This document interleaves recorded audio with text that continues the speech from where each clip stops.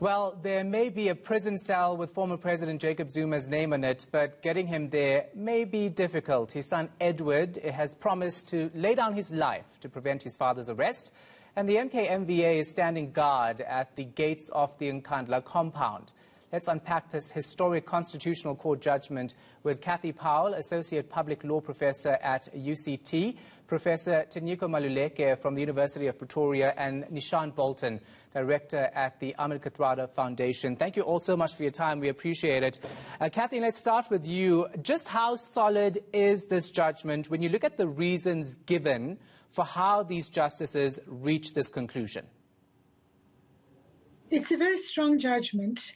And it's actually useful that there's a dissenting opinion with which the majority judgment also engages to substantiate the route it's taken.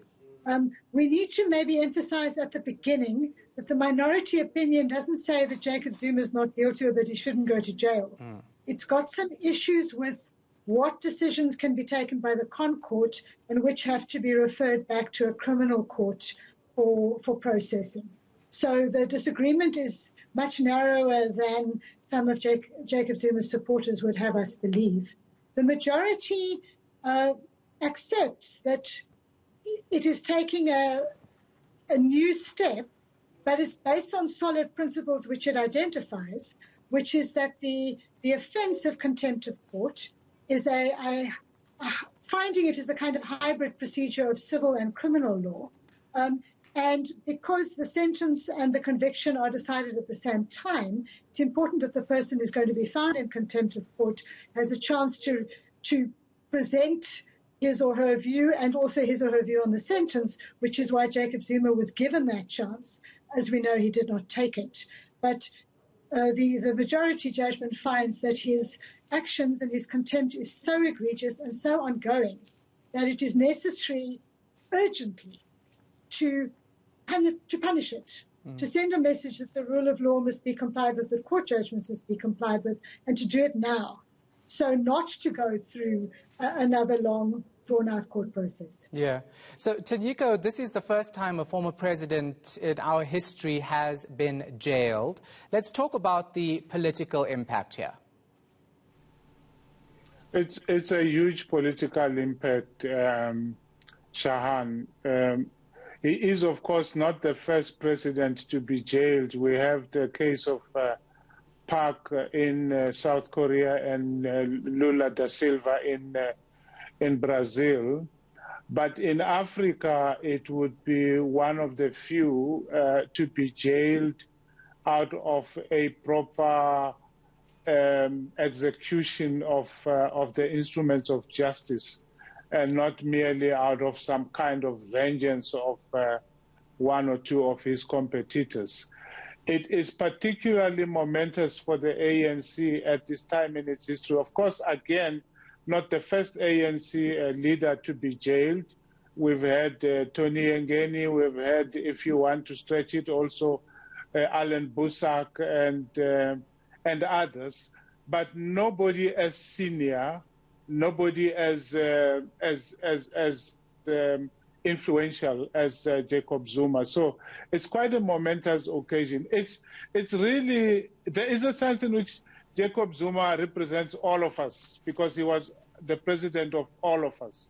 So there is a sense in which we are all Jacob Zuma, and his failure is a serious commentary on the failure of the South African state since democracy. Yeah. So, Neeshan, let's bring you in. The Ahmed Kathrada Foundation has been very vocal on its calls for justice in the Jacob Zuma matter, right? This is just a contempt of court ruling and sentence. But surely you're pleased with this outcome because you were worried about the Zondo Commission being attacked by such high-profile members of the ANC. Look, I think as many others have said, it's not a good thing that it has taken this particular issue to the Constitutional Court to finally act on a matter concerning the former president. One would have expected much more from somebody who held such high office. For the foundation for the Defend Our Democracy campaign, we've welcomed the ruling, we've welcomed the forthrightness of the ruling, the thoroughness of it, and we recognize that it's actually the former president who, in fact, is on record of having said that he would rather go to jail than appear before the commission itself. That kind of display of sheer arrogance and disdain for processes that he, in fact, had established, I think has brought him to where he is today. And I think this has strengthened our constitutional democracy in a way that I think we will only come to appreciate in the near future when the full gravity of this begins to sink in. Cathy, I see you nodding your head. Of course, you agree with that sentiment regarding this strengthening our constitutional democracy. But also, this is not the end of the road, because Jacob Zuma is still facing a corruption trial. Correct, and he will be taken from prison to his corruption trial and back for each day of the trial. And yes, if he is sentenced in the corruption trial, then his prison sentence is going to be a great deal longer than what he's currently facing. But it is a different kind of sentence because it's not for corruption or a specific financial crime, which is bad enough. And he used his position as head of state, if the charges are true, he used his position within the ANC and in government to gain financially when he shouldn't have. But what's so important about the contempt of court conviction and sentence is that it is there purely to vindicate the judiciary and uphold its work. And also tangentially, because it was about the Zondo Commission, it also gives some support to the Zondo Commission. Whether that's going to help very much in the last 3 months, I don't know. But it manages to give out the message that the institutions of the courts have to be taken seriously. And that's almost more important than saying that somebody mustn't commit a specific crime of corruption, because it keeps the whole system going. So, Tinyiko, the ANC says it needs time to study the judgment. It will be discussed at the NEC meeting. But this statement from the NEC or the ANC as a whole about this ruling, it will be a particularly crucial statement because they will be seen as a party that either respects the justice system through the statement or not. Yeah, certainly. It's going to be a very difficult one. But in another sense, it's going to be an easy one, if I may say so, because this is not a judgment that can be appealed.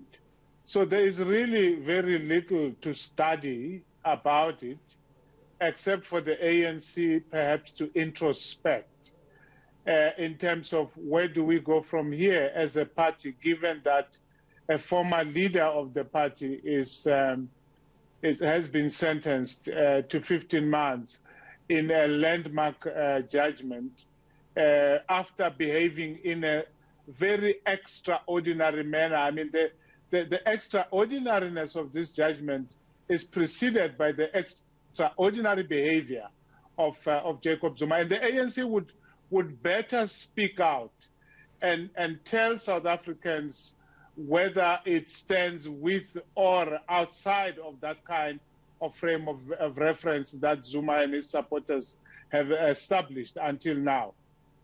Yeah. So, Neeshan, let's bring you in again here. And it's a good point to pick up on because Ahmed Kathrada, of course, was one of the first people to call for Jacob Zuma to resign as president. Of course, we know that you look at this damning ruling against Zuma now, who's shown blatant disregard for the law, and then the support from other members of the ANC, Ace Magashule, Kebi Mapatswe, and gang.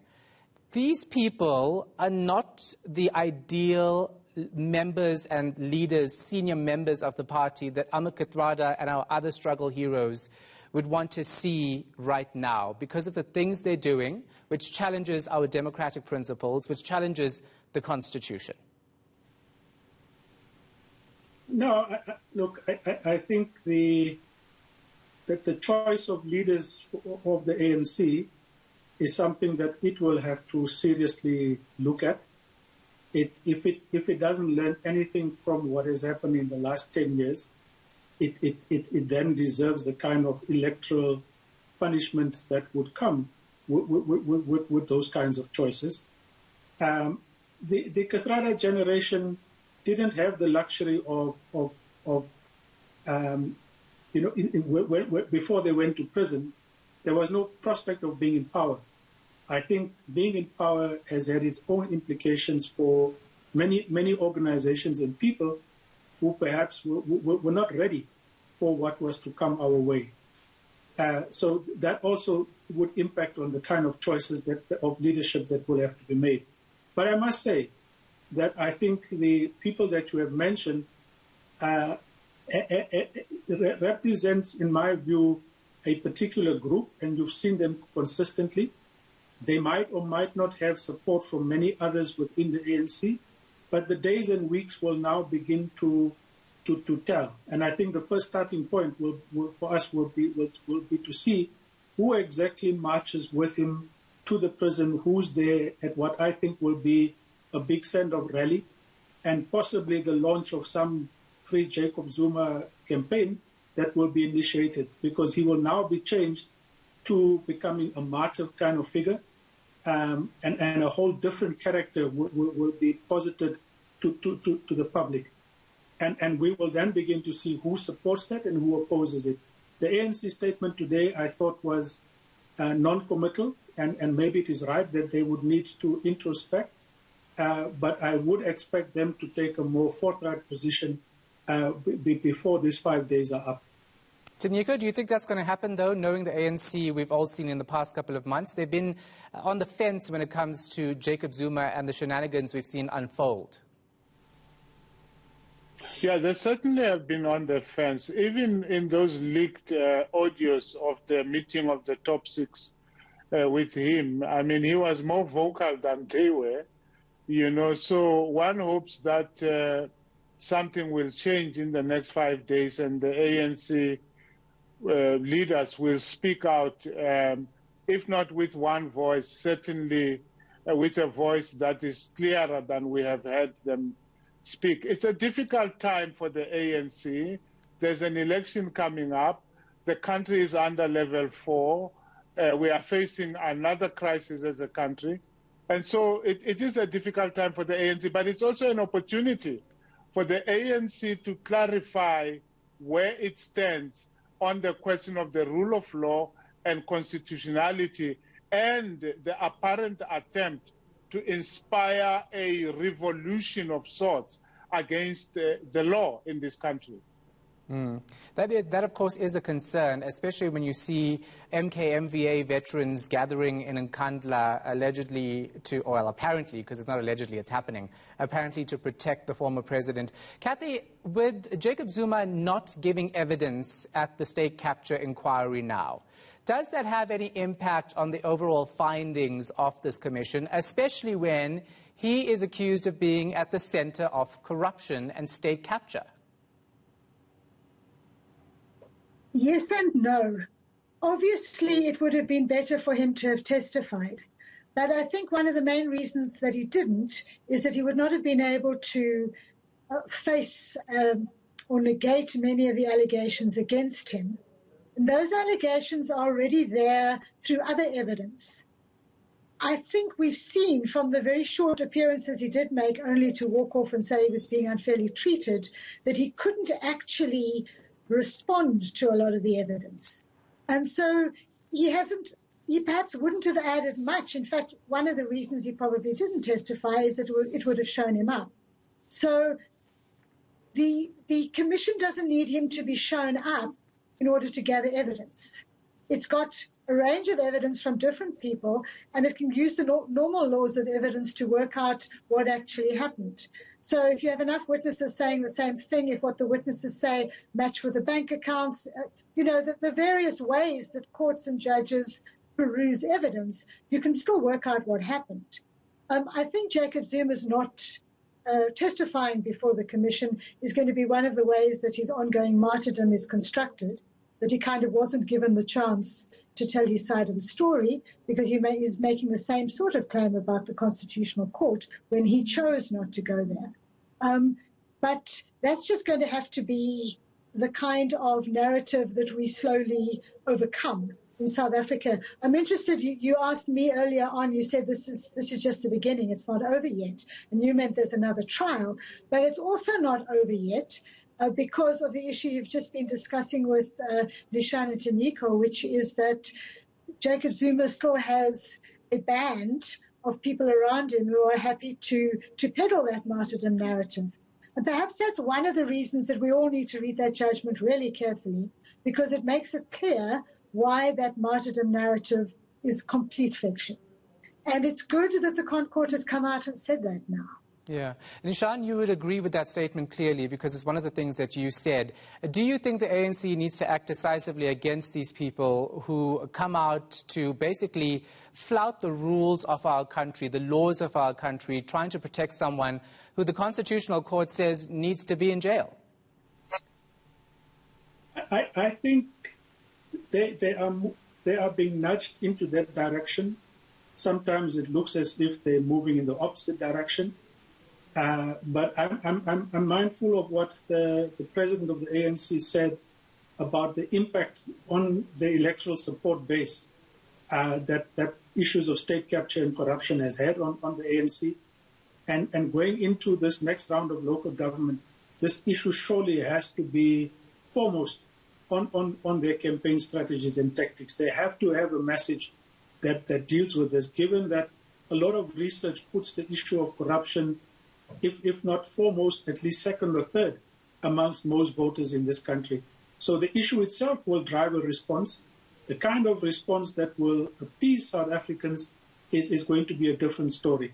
I think people would want to not only to hear platitudes, but would want to see real commitment and action from a governing party. And it has that possibility now to be more decisive, at least on this issue and on the others that are in the in-tray of its leadership at the moment.